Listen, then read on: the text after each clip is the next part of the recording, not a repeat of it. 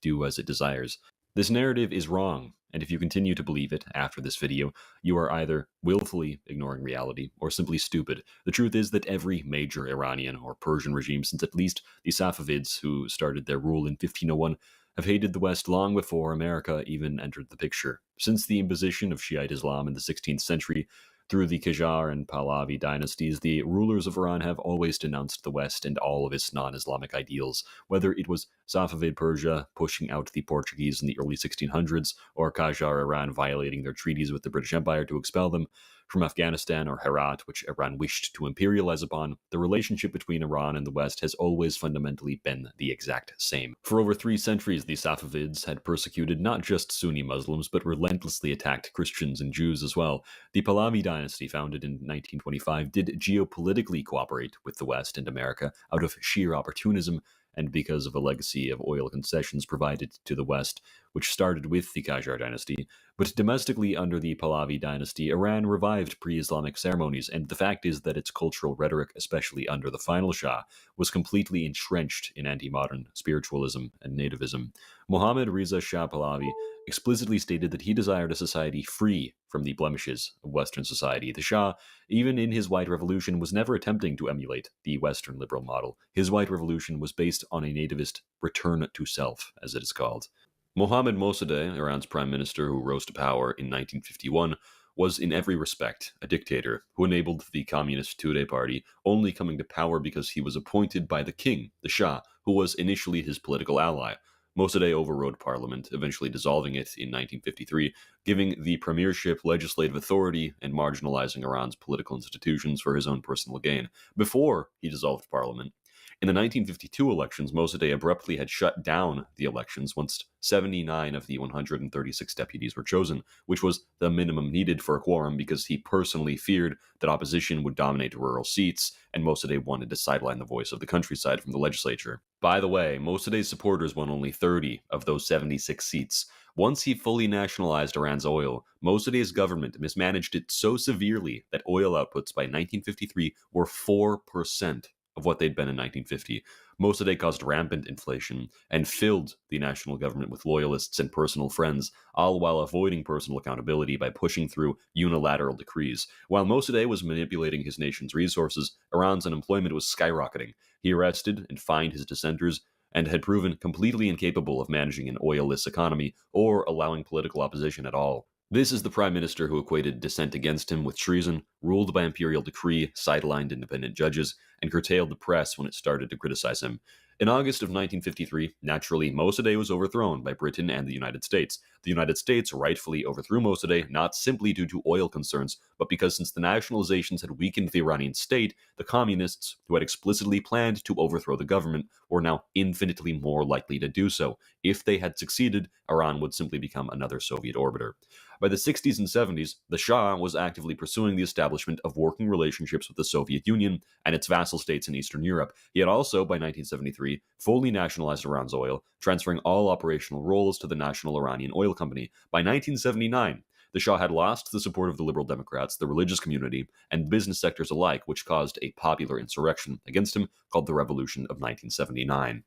In the revolution's rhetoric, the United States was the great Satan because of American interference in Iran's affairs. In late 1979, one revolutionary leader, Ruhollah Khomeini, declared, "In this revolution, the great Satan is America that gathers its devils together." The chant "Death to America" finds its popularization in the earliest days of the 1979 uprising, alongside other slogans such as "Death to Israel" and "Death to the Shah." Once the Shah fell from power, the new Ruhollah Khomeini government immediately marginalized its former partners in revolution. By mid-1980, Khomeini's government began executing hundreds of leaders from the National Front, the leftist People's Mojahedin, and even fellow secular Islamists under the Muslim People's Republican Party. The regime shut down dozens of non-Islamist newspapers in August of 1979, raided secular political parties, and purged schools and universities of westernized faculty. The resulting government was a theocracy. Iran had become a completely rogue state. In the infamous 1981-82 massacre, the regime systematically executed thousands of leftists, socialists, liberal Muslims, and even Baha'i ethnics as enemies of God. The revolutionary government abolished even the pretense of political pluralism. Multiple UN special rapporteurs documented systematic torture, hundreds of summary executions per year, and total state control over religion, ethnicity, and gender. Iran's frequent use of the death penalty against political dissidents and minorities has been well documented by several UN bodies. In the first years after the revolution, Iran executed thousands of people. Revolutionary courts held show trials with no real defense, sentencing former regime officials and political opponents to death. By early 1980, over 500 were executed. By mid 1981, total executions topped 1,000. In the 1981 to 82 purge, nearly 3,000 were killed.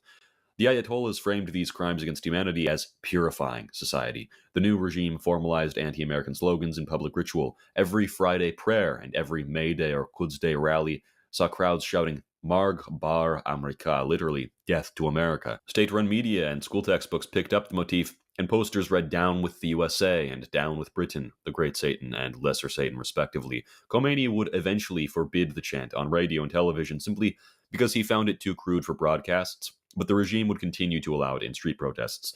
Addressing the very pretext of human rights in Iran, Khomeini scorned the Universal Declaration of Human Rights as a tool of deception, stating, "The imperialists proclaim that man is free, only in order to deceive the masses. The Declaration of Human Rights exists only to deceive the nations. It is the opium of the masses."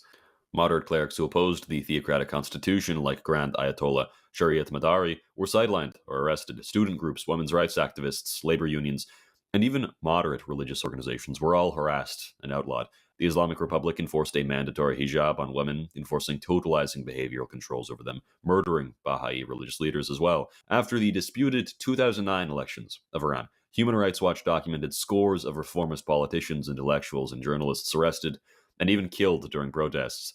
Iran has sponsored and founded terrorist groups across the Middle East, including Hezbollah, Hamas, Palestinian Islamic Jihad, Kataib Hezbollah, Asaib al-Haq, the Houthi rebels, and more.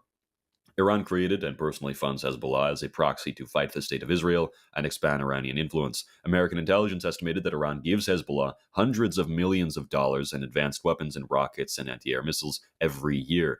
Hezbollah has carried out countless bombings and rocket attacks with Iranian-supplied arms, including the 1983 attacks on the Beirut barracks. Iran's Revolutionary Guard provides money, training, and advanced drones and rockets to Hamas and Palestinian Islamic Jihad. Iran has funded and trained Shia militias that have terrorized Sunni communities and attacked American troops across Syria and Iraq. In the Syrian civil war, Iran backed Assad with his own advisors and local militias, brutalizing Sunnis and shipping ballistic missiles to Hezbollah in Lebanon via Syria. Iran acts as an advisor to the Houthi rebels who have fired missiles and drones into Saudi Arabia and blocked Red Sea shipping, threatening international vessels. Argentine courts have linked the Iranian government to the organization of the 1994 AMIA Jewish Center bombing in Buenos Aires, and Iran was also implicated in the 1992 bombing of the Israeli embassy in Argentina. More recently, European police have arrested Iranian agents plotting attacks on exile dissidents in France, Albania, and elsewhere.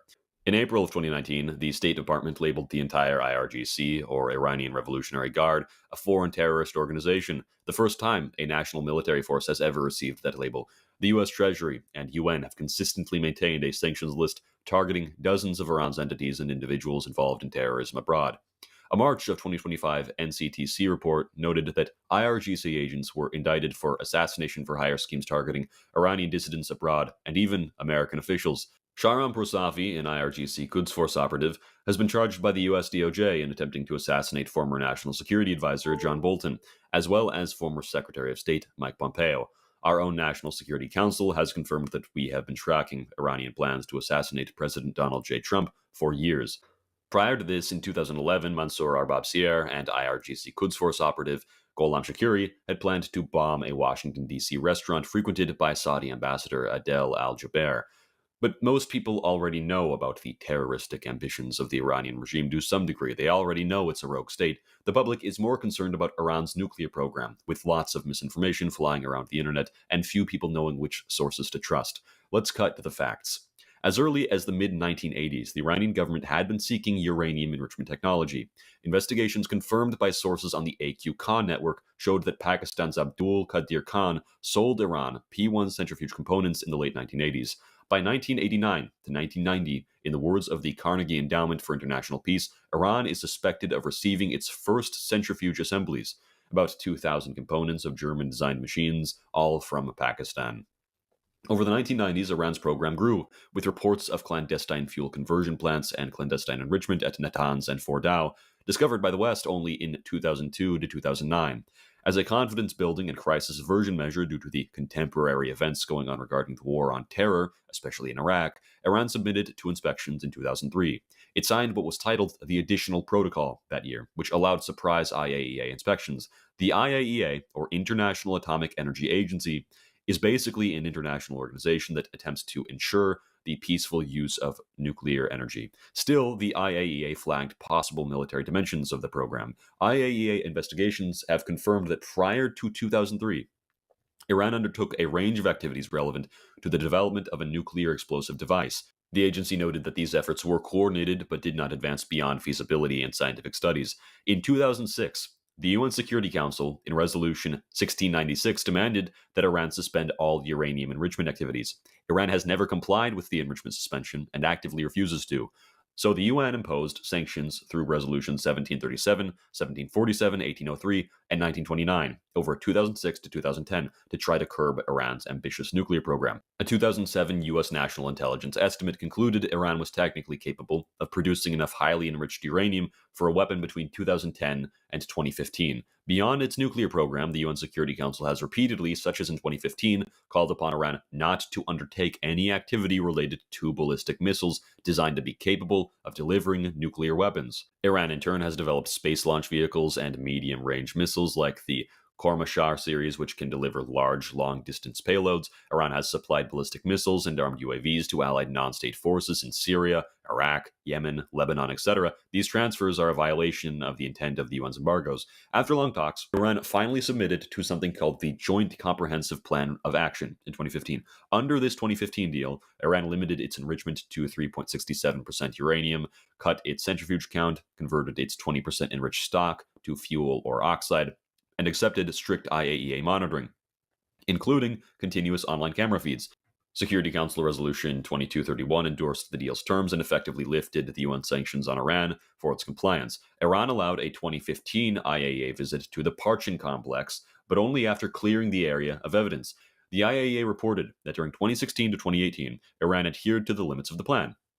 But it wasn't that simple. In 2017, Iranian officials publicly rebuffed IAEA requests to inspect military sites. President Rouhani declared Iran's military bases off limits to UN